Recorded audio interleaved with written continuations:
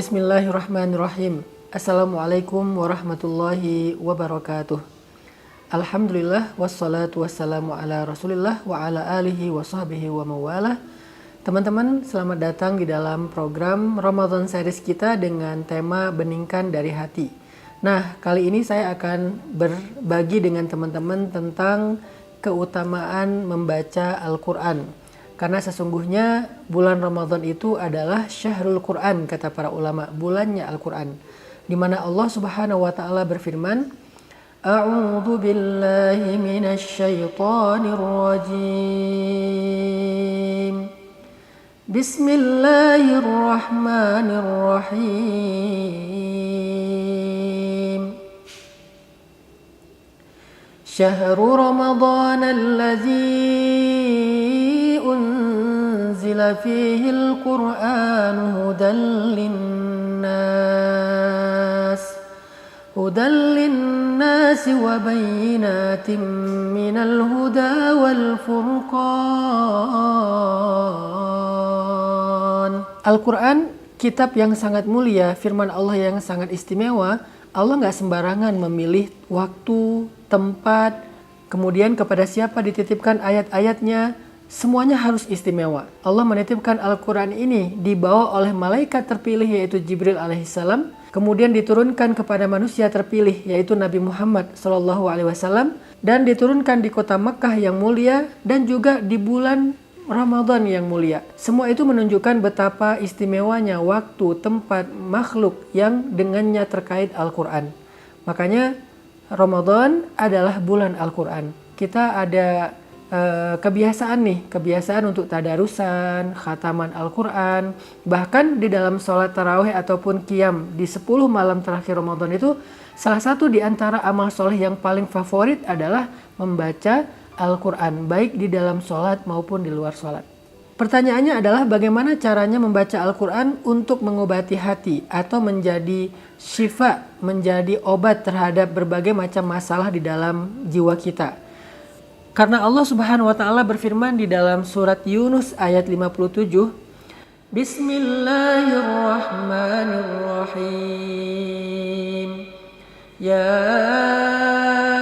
ayyuhan nasu qad ja'atkum maw'izatun min rabbikum wa shifaa'un lima fis sudur wa hudan wa rahmatul lil mu'minin. Wahai manusia, kata Allah, telah datang kepada kalian nasihat dari Rabb kalian dan sebagai obat terhadap penyakit di dalam dada kalian dan juga petunjuk serta rahmat bagi orang yang beriman.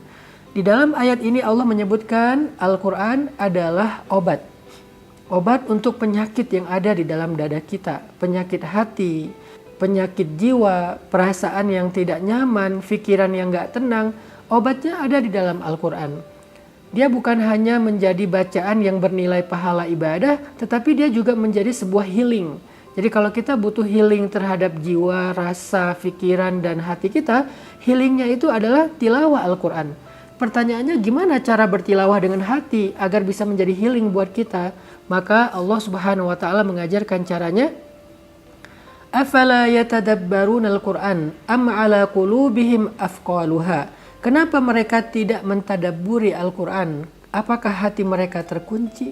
Sehingga Allah mengajarkan kita bagaimana cara membaca Al-Quran yang powerful.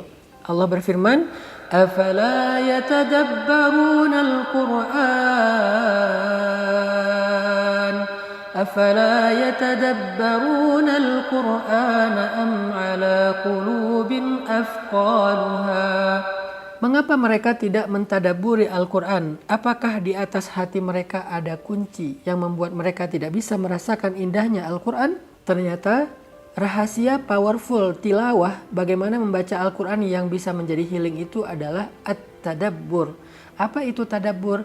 Memaknai ayat yang kita baca dengan pemaknaan yang dalam. Kita bisa melakukan itu dengan membaca ayat-ayat yang tematik. Jadi kita nggak harus selalu membaca Al-Quran itu dari awal sampai akhir, dari Al-Fatihah sampai An-Nas.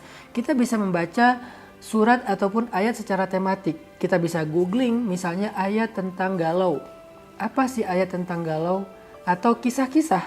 Kita juga bisa membaca ayat tematik dalam bentuk kisah-kisah tentang orang yang lagi galau, khawatir, bingung.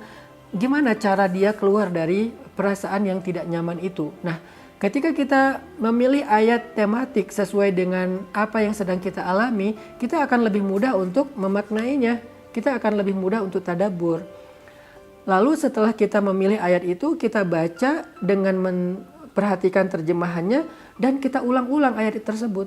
Dan gak apa-apa kalau misalnya kita membaca satu ayat lalu mengulangnya berkali-kali, bahkan di dalam sholat, terutama sholat sunnah pun gak masalah. Misalnya di dalam surat Ar-Rahman, فَبِأَيِّ آلَاءِ رَبِّكُمَا تُكَذِّبَانِ. Lalu kita renungkan nikmat Allah selama ini dalam hidup kita. Terus kita ulangi lagi. فَبِأَيِّ آلَاءِ رَبِّكُمَا تُكَذِّبَانِ. Kita renungkan lagi. Kita baca lagi. فَبِأَيِّ آلَاءِ رَبِّكُمَا تُكَذِّبَانِ. Itu adalah cara membaca Al-Quran yang paling powerful. Pertama langkahnya adalah pilih ayat tematik. Googling dulu kalau kita nggak ngerti cara memilih ayat secara langsung di Al-Quran. Tema apa yang kita pengenin? Biasanya keluar tuh ayat-ayatnya. Lalu baca ayat itu dengan terjemahan. Setelah kita memahami dan menghafal terjemahannya, coba terapin ayat itu di dalam sholat dengan cara diulang-ulang berkali-kali. Sambil memaknainya di dalam hati kita, di dalam pikiran kita. Oh ini maksudnya, oh ini maksudnya. Itu jadi healing banget, itu touching banget, itu powerful banget. Kita misalnya baca pengen ini nih, pengen kok saya orangnya sering lalai ya, kok saya orangnya larut ya dengan dunia, pengen sesekali merasakan dekat dengan akhirat, dekat dengan kematian, supaya lebih semangat dalam beribadah dan bertaubat. Ayatnya apa? Kalla idza balagatit taraqi wa qila man raq wa dhanna annahu al-firaq وَالْتَفَّتِ السَّاقُ بِالسَّاقِ. Kita bisa ulangi lagi. كَلَّا إِذَا بَلَغَتِ التَّرَاقِيَ وَقِيلَ مَنْ رَاقٍ. Ulang lagi, diulang lagi. Ayat itu tentang apa di surat Al-Qiyamah? Tentang proses kematian itu sendiri. Proses ketika nyawa dicabut dari jasad kita.